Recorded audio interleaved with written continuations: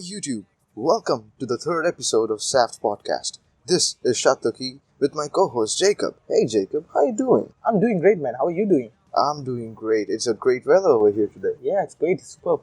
Yeah. So, we've come to the third episode and I believe you're gonna make more such episodes like this. Oh, of course we are. We're going to make even more. Right. So today's episode is going to be about objectivity and subjectivity and also truth. What exactly it is. Right. So, Jacob, maybe we should talk a little bit about what objectivity and subjectivity is. Right. So, these are the two less used words, I would say, by common people. These are not household terms.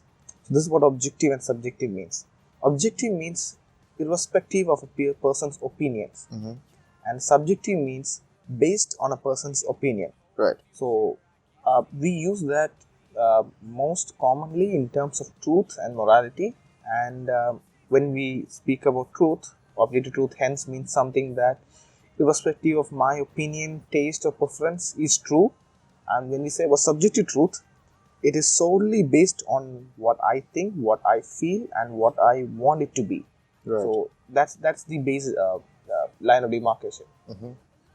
So, in order to sum it up, objectivity is either true or false, and it's irrespective of my opinion, and subjectivity depends on my perspective. Right. Great. Right.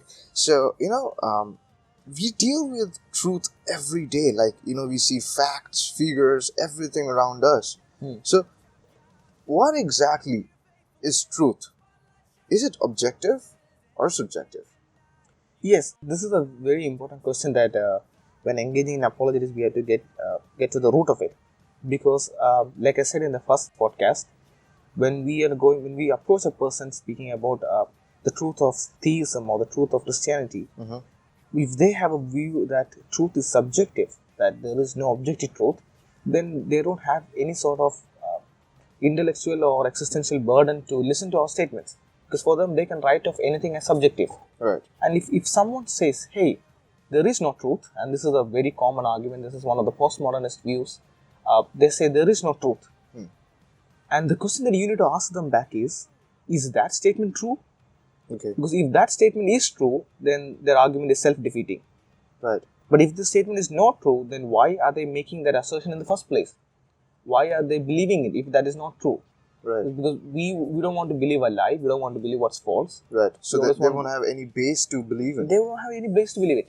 And this question comes up in different form. They say, well, there is no objective truth. Well, if that is the case, is that statement objectively true?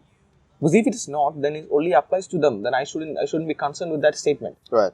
But if they say, hey, that statement is objectively true, then again, it's a self-defeating argument. Right. So from the at the base level of their argument itself, we can come to conclusion that truth cannot be subjective at the core. Right. Truth has an objective existence. Mm-hmm. Because if someone says, let's say that they agree that truth is subjective, and we also give it to them for the sake of the argument. Okay. And they're going to bring evidence and arguments and facts to substantiate their claim. Now, when they bring those evidence, they have presupposed that all those arguments are objectively true for me.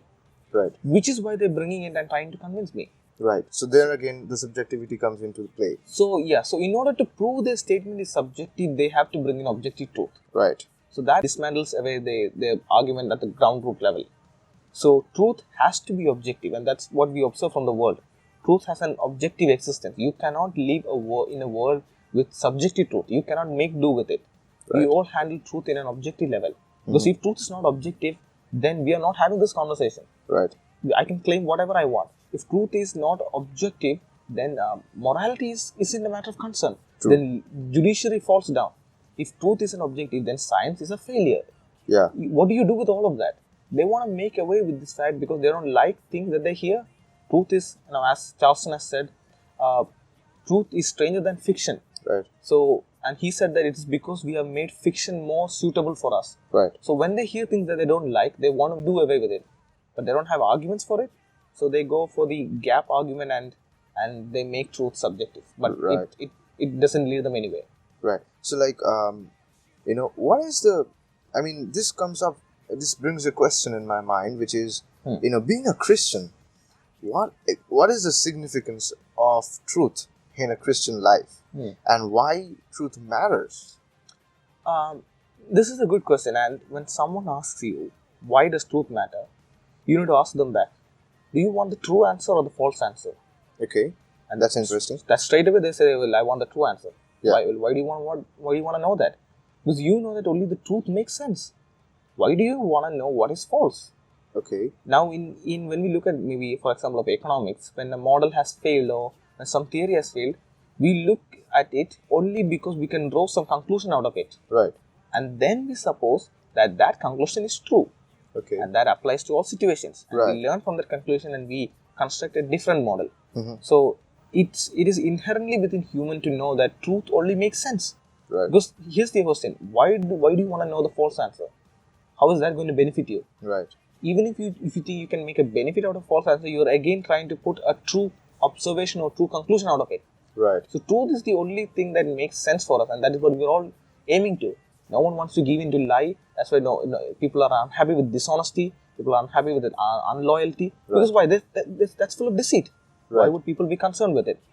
Right. And not only in Christian life, in all walks of life, be it theist or non-theist, as a human, we all have An affinity towards truth, because we are not just materials. Right. We have a non-material existence. We have a soul, a mind. So with a mind, we always seek towards truth. We are not what Frank Turek jabs at us. We are not moist robots. We don't just react to physical cause and effect. We have a mind within us, and that mind seeks truth. Everyone seeks truth. Right. So that question, it may sound challenging at first, but it doesn't have much of a ground to base it upon. Right.